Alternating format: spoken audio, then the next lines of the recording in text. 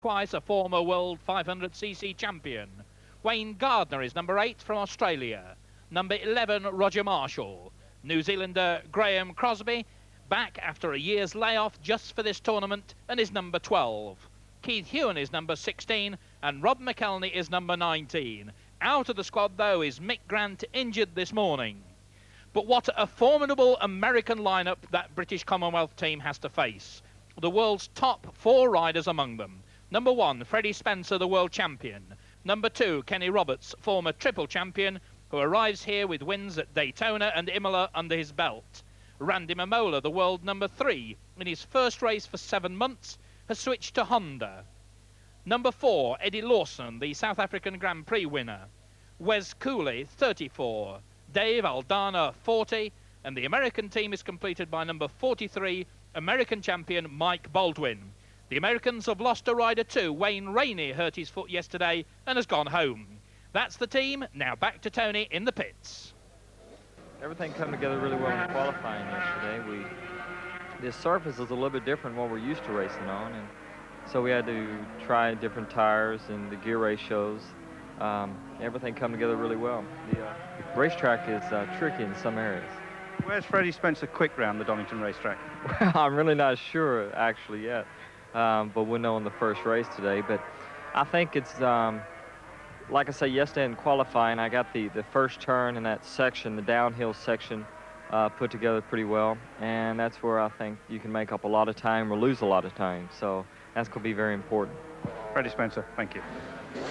Well, I think we have a better midfield run this year. Last year, some of the guys going from one circuit to another circuit, they didn't always have enough practice and couldn't really get their bikes tuned in, and therefore we had 2 or 3 of us or 4 of us that knew where we were going, and the equipment knew what it was doing.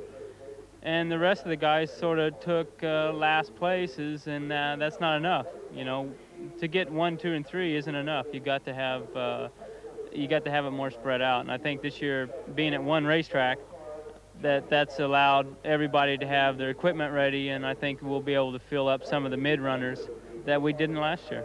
What about team tactics? Because this is a very different kind of racing, isn't it? Everyone isn't out for themselves.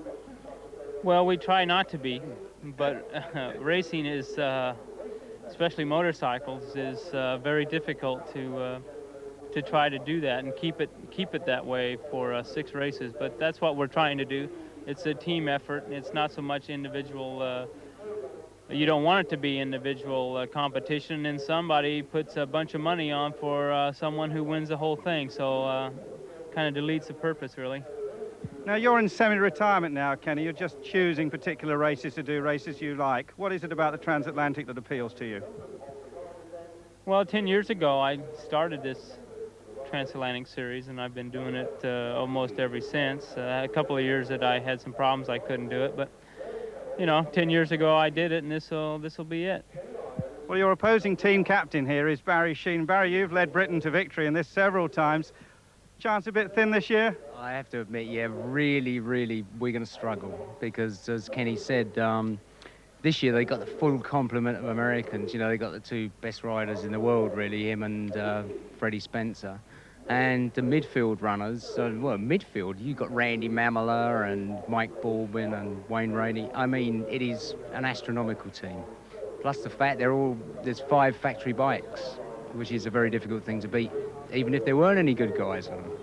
But what about Donington is the home circuit of all the British guys? I mean, they should know their way around here. Does that count for anything?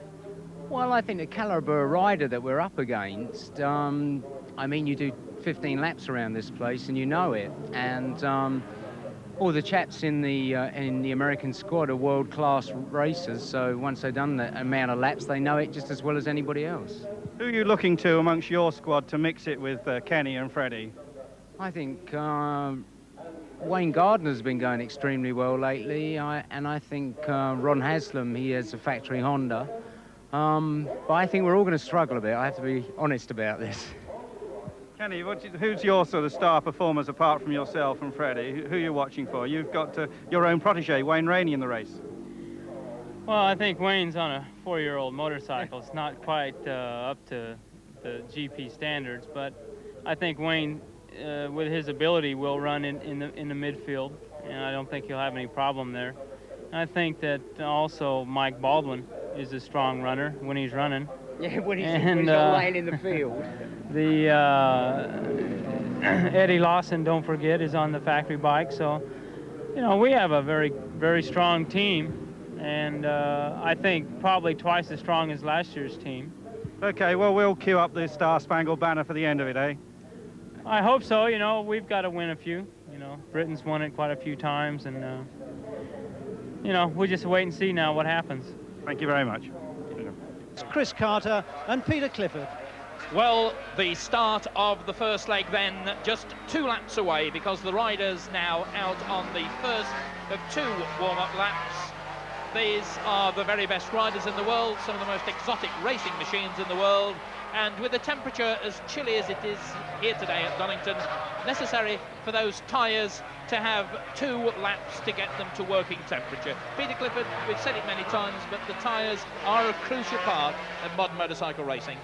Yes, indeed. The modern motorcycle racing tyres have no tread pattern as such. They are pure balled rubber, and the machines have to be ridden around the circuit at a moderate pace to give the rubber a chance to warm up, and it then goes soft. It goes like chewing gum, something like chewing gum and plasticine. Then it moulds itself around the little gritty grains of tarmac and provides the grip that the riders require for these tremendously powerful machines. So the riders through the chicane at the end of the first of 2 warm-up laps then. A reminder that the British team, the British Commonwealth team, have won this competition 9 times in the past. The Americans only 4, but the feeling generally is that the Americans are going to make it to win number 5 today and tomorrow. But certainly the British team, far from defeated, they're fighting very hard. Certainly the injury to Mick Grant is a bigger blow to the British squad than the retirement of Wayne Rainey. Mick, the 39-year-old Yorkshireman, is riding very, very well at the moment. Took a nasty fall at the Exeter Park chicane during practice this morning, and he's gone to hospital with a broken collarbone. Wayne Rainey hurt his foot in a tumble, and he has flown home to Los Angeles for treatment, so that he can be ready for the Spanish Grand Prix, the next round of the 250cc World Championship in 2 weekends' time. And as I say, Grant, I think his absence will be felt more by the British team than the absence of Rainey will by the Americans. What a formidable lineup, though, the Americans have. Freddie Spencer, the world champion, Kenny Roberts, 3 times a world champion, Randy Mamola, Eddie Lawson. The Americans, in fact, have had 2 other riders land on their ear during the course of the past couple of days. Mike Baldwin took a tumble in practice, and Wes Cooley has been off this morning as well. Delighted to say that both of them okay, but this man is the man I think that British fans are pinning a lot of hopes on. Ron Haslam, winner of the World of Sport Superbike Challenge yesterday, Britain's top Grand Prix rider. He's been ill for the past couple of weeks with an attack of flu, but he's fighting fit now, and that win yesterday boosted his confidence. He set a new lap record for the Donington Park circuit, and although that lap record may fall in this race, and one of the 3 races that we should be seeing today, the 3 team races, that lap record has boosted Haslam's confidence absolutely. So Ron Haslam, the number 1 rider for Britain, riding number 5. He's trapped. He's the Englishman in a sandwich made up of Americans on that front row. Closest to us is Eddie Lawson. Just going out of the picture there was Cal Carruthers, the American who looks after the Yamaha team, the Marlboro Yamaha team, with Giacomo Agostini at the head. Cal Carruthers the number 1 man. So the front row of the grid, a reminder, Spencer in pole position, next to him Kenny Roberts, then Randy Mamola, Ron Haslam, Eddie Lawson. They're edging forward, the clutches are pulled in, the gears are engaged, and away they go, and it's Haslam. Ron Haslam made the gate again. Ron Haslam has made superb starts at every Grand Prix this year and in Daytona, and he's made another flyer. It's Haslam with Randy Mamola in 2nd place, and I think that's Eddie Lawson in 3rd spot, but it's Ron Haslam out in front, and he's pulling away well. We shall have to wait and see whether Ron's made the right decision, whether those tyres are warm enough for this sort of electrifying start, but it's Haslam, Ron Haslam from Langley Mill, the local man, out in front. Mamola it is in second place.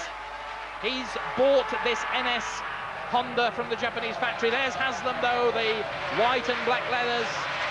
Ron Haslam, what a superb start, and he's trying for all he knows. Haslam out in front. And I really do think the Americans have got their work cut out to catch him. Haslam, there's Mamola, that's Lawson.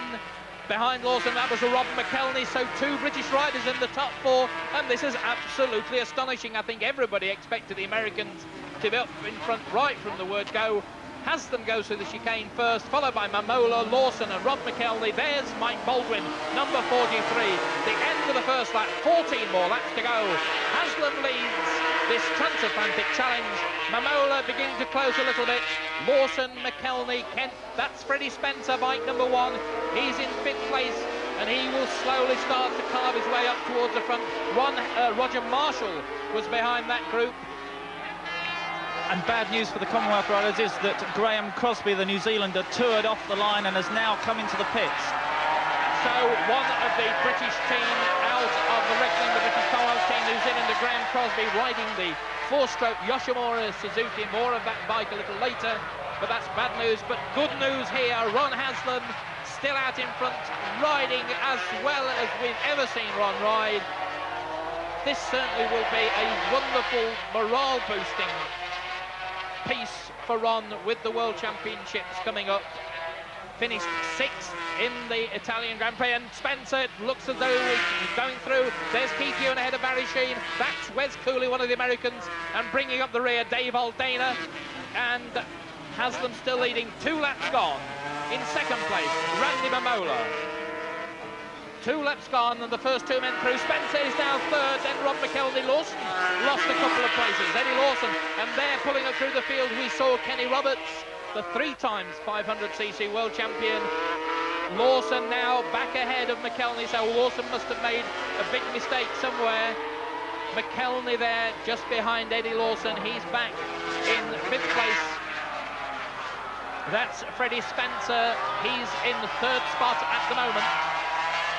Freddie Spencer, number 1, in your picture there. He's in 3rd place at the moment on the 4-cylinder Honda.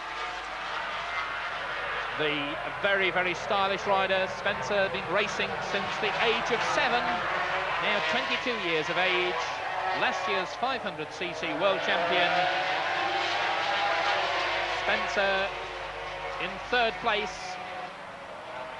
He really does look a very stylish, comfortable rider. See the back end twitching there. Spencer trying hard. Lawson behind him. Rob McElhenney behind him. Spencer, watch the knee. Watch Spencer's knee on the tarmac as he goes through the chicane. That's Lawson. There's Rob McElhenney. So, Spencer in 3rd place. Lawson is in 4th position. Rob McElhenney is in 5th place. And there's Roberts, you can see number 2, Roberts beginning to move up. This is Eddie Lawson, though, the man who, in fact, is the number 1 rider in the Yamaha team for this year. Kenny Roberts has retired.